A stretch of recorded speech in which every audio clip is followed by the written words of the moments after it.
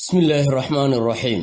Ku soo dhawaada qaybtii koowaad barnaamijyadeena Diblomacy Media aad ka daawataan. Waa 6da bisha 10aad 2025.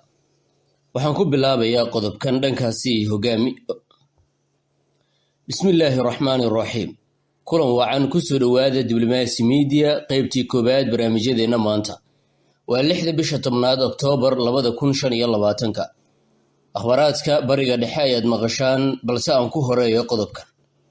Hogaamiyaha Kuuriyada Waqooyi Kim Jong-un ayaa kormeeray markabka dagaalka ee cusub ee loo bixiyay Chonhun isagoo sheegay in markabkan loo dhisay in lagu ciqaabo dadka cadowga ah sidii ay tibisay warbaahinta rasmiga ah ee dalkaas. Wararkan waxaa sii faafiyay wakaaladda wararka ee AFP-da iyo wakaaladda rasmiga ah ee KCNA. Sidee sheegtay AP-da, Chonhun waa mid ka mid ah 2 markab oo dagaal oo Kuuriyada Waqooyi ay soo bandhigtay sanadkan, taas oo ka turjumaysa dadaalka hogaamiyahan ee lagu xoojinayo awoodaha badan ee dalkaas. Wakaaladda wararka dhexe ee Waqooyiga Kuuriya ee KCNA ayaa warbixinay sii daysay ku sheegtay in markabkan miisaankiisu uu yahay 5,000 oo tan, isla markaana uu yahay caddayn muuqato oo muujinaysa horumarka ciidamada qalabka sida ay muujinayaan. Intii uu kormeerka ku guda jiray, Kim ayaa lagu arkay gudaha qolka xakamaynta ee markabka oo ay ku rakiban yihiin shaashado badan, waxaana sawirro muujinayaan isagoo hortiisa qariirad ula taagan saraakiil sare. Kim wuxuu intaasi ku daray, awoodda weyn ee ciidankeena badda lama adeegsan, waxaana loo adeegsan doonaa si looga hortago, loo wajaho, loona ciqaabo wax kasta oo uu ku tilmaamay kicin cadow, taas oo ujeedadoodu ay tahay ilaalinta madax-bannaanida iyo ammaanka qaranka. Kim Jong-un iyo dadkiisaba sidaas ay isku diyaarinayaan, adduunkii oo dhanna waxa weeye sidaas ayuu isku diyaarinayaan. Waxaad isweydiinaysaa wadahadaladii intay marayaan iyo hindisihii Trump oo ay Xamaas aqbaleen.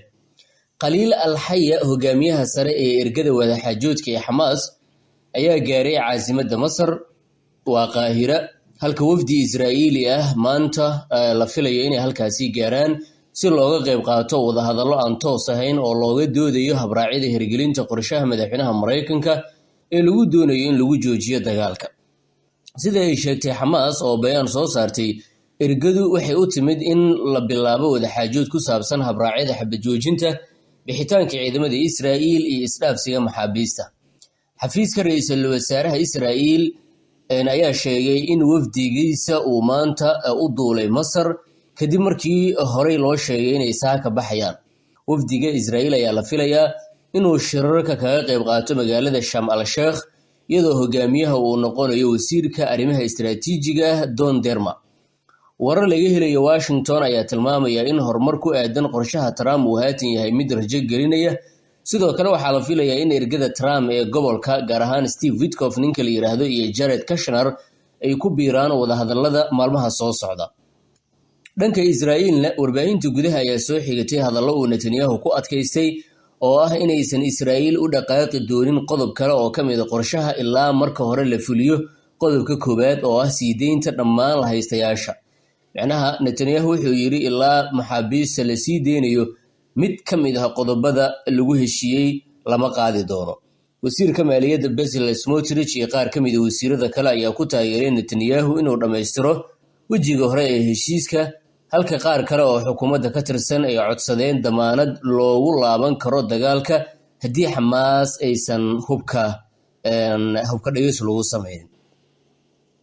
waahaga qodobkeena xiga saaxiibayaal, wargeysadii Israa'iil oo ka digaya in Netanyahu uu carqaladeyn karo qorshaha nabadda ee Mareykanka uu hogaaminayo. Haddaba maxay arkeen? Warbaahinta Israa'iil ayaa xoojisay digniinaha ku saabsan suurtagalnimada in ra'iisul wasaaraha Israa'iil Benjamin Netanyahu uu fashiliyo qorshaha nabadda ee Mareykanka soo dejisay, iyadoo falanqeeyaal iyo siyaasiyiin mucaarad ah ay ka digayaan xeeladaha caadiga ah ee uu ku ilaashado taladiisa iyo xukunkiisa, isla markaana la doonayo in looga hortago inuu ku guuldareysto hirgelinta heshiiska haddii aan cadaadis dhab ah la saarin. Falanqeeyaasha ayaa xusay in taariikhda siyaasadeed ee Netanyahu ay ka buuxdo tusaalooyin uu ku carqaladeeyey hindisooyin iyo heshiisyo kala duwan ha ahaadaan kuwo lala galay Falastiiniyiinta ama kuwo ay waday dhexdhexaadin caalami ah. Sida ay sheegeen, qorshaha hadda uu taageerayo madaxweyne Donald Trump kama badnaan doonaan kuwii hore haddii aan la meelmarinin cadaadis la taaban karo oo ka hortagaya Netanyahu inuu wax carqaladeeyo. Yair Golan, hogaamiyaha xisbiga mucaaradka dimuqraadiga ah, ayaa ku baaqay in aan la bumbuuninin rajooyinka ku saabsan qorshaha, isagoo xusay in xukuumadda Netanyahu ay horey u diiday fursado badan oo heshiisyo ah.